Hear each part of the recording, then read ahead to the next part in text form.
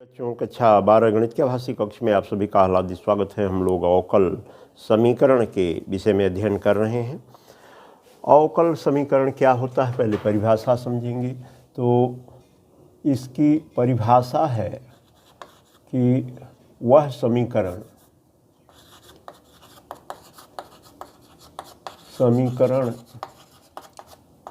जिसमें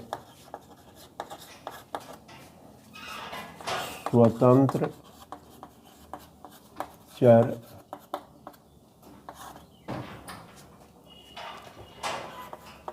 परतंत्र चर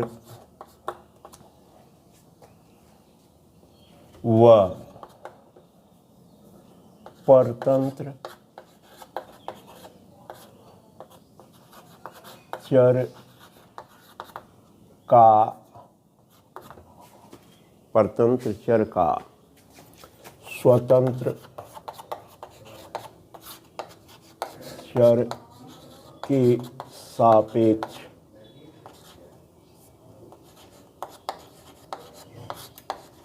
अवकल गुणांक होता है।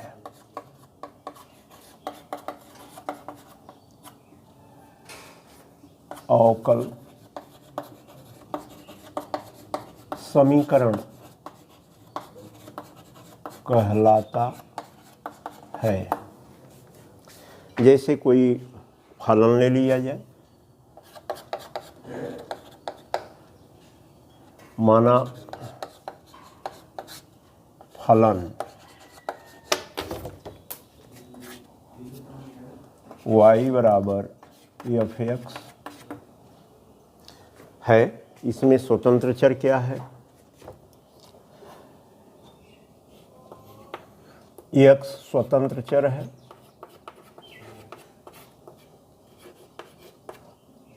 y परतंत्र चर हो गया प्यारे बच्चों। Independent variable x, dependent variable y। यह और यहाँ पर स्वतंत्र चर के सापेक्ष परतंत्र चर का अवकल गुणांक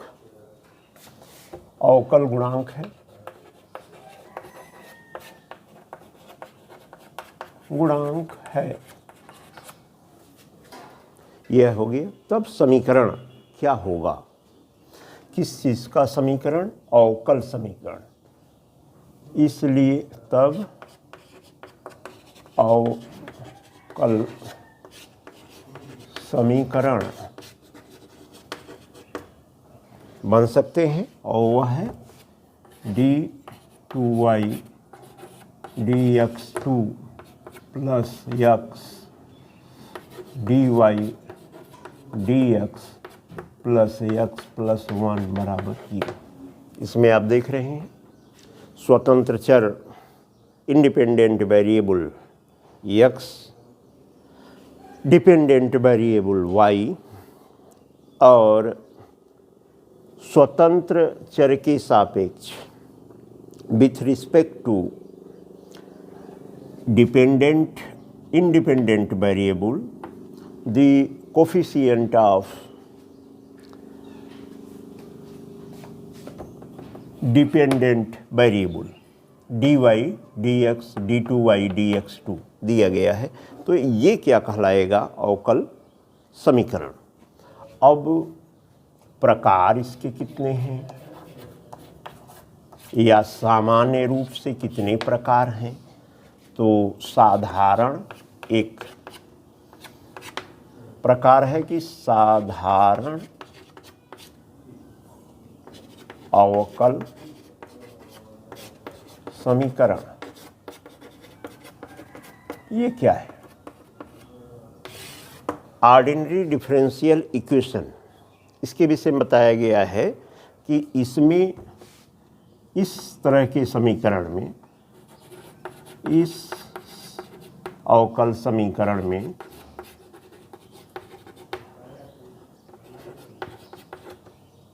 एक स्वतंत्र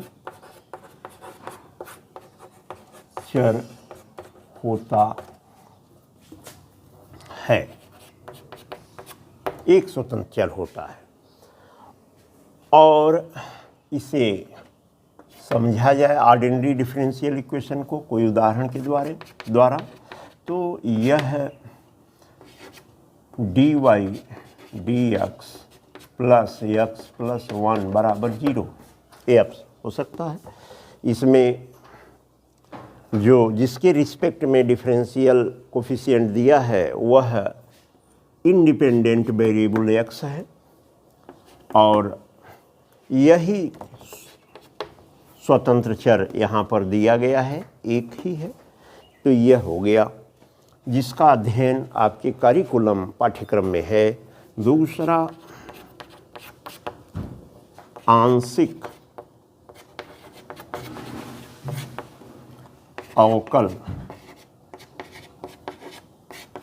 समीकरण। ये क्या है प्यारे बच्चों? Partial differential equation. इसमें इस अवकल समीकरण में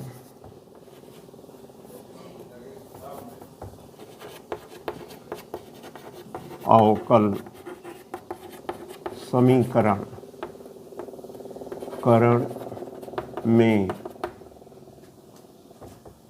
एक से अधिक स्वतंत्र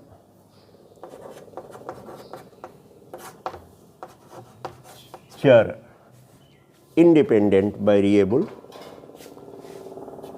होता है या होते हैं। तो ये बात आपको समझ में आ जानी चाहिए। जैसे यह है, एग्जाम्पल इसका भी ले लें, d2y d2z dx2 d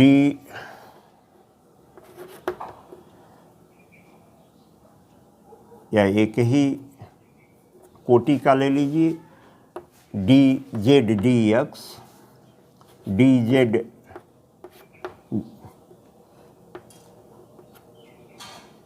delta डेवा z डेवा y plus x is equal to 0। तो यह जो है विथ रिस्पेक्ट x और y दोनों के है और इसमें चर एक से अधिक हैं, लेकिन यह आपको कारिकुलम में पढ़ने के लिए पाठ्यक्रम में नहीं दिया गया। तो इसको सामान्य तौर से आपको समझना है। और अब आते हैं कि कोटि क्या होती है। अवकल समीकरण की कोटि, order of differential equation. Order of differential equation निकालने के लिए क्या निकालते हैं कि पहले समीकरण में, अवकल समीकरण में उच्चतम हाईएस्ट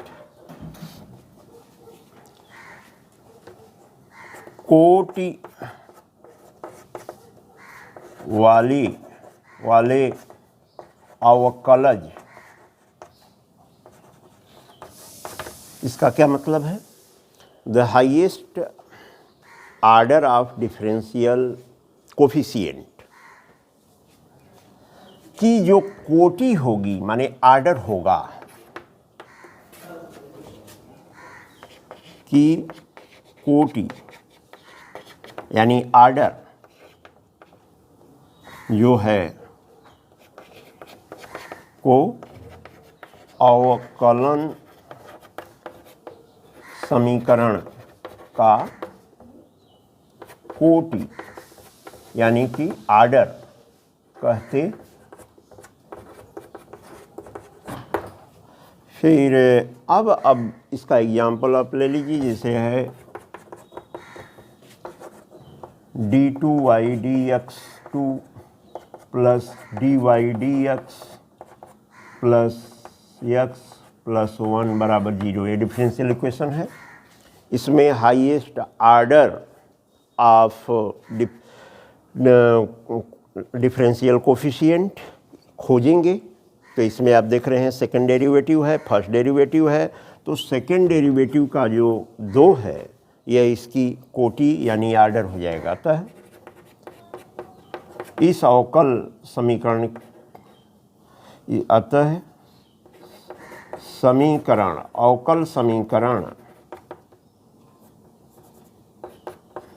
अवकल समीकरण की कोटि बराबर आर्डर बराबर 2।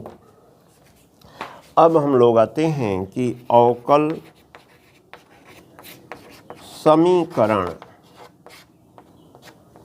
की घात पावर ऑफ डिफरेंशियल इक्वेशन। तो इसकी घात कैसे निकालते हैं? घात के विषय में बताया गया है कि अवकल समीकरण डिफरेंशियल इक्वेशन में उच्चतम कोटि हाईएस्ट आर्डर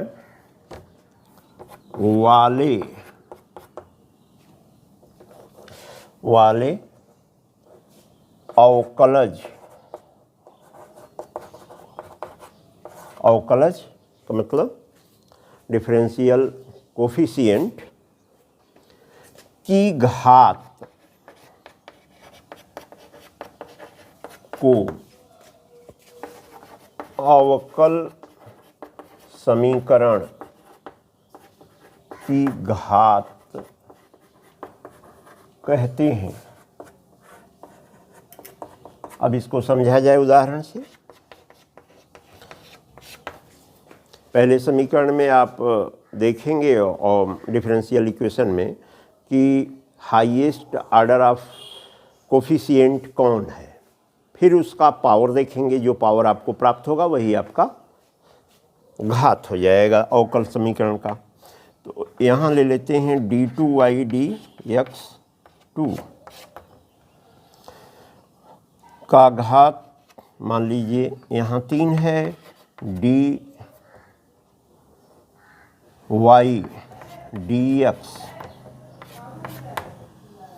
का घात यहाँ 1 है, 2 है, फिर y बराबर 0 है।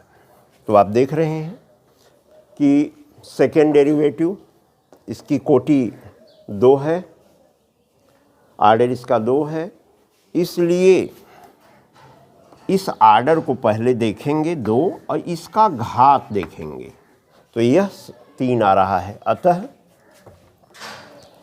अतः अवकल समीकरण की घात बराबर 3 है। इन तथ्यों को गहनता से सीखें और अभ्यास पर प्रश्न, बोर्ड प्रश्न करने के लिए, हल करने के लिए उत्प्रेरित हों।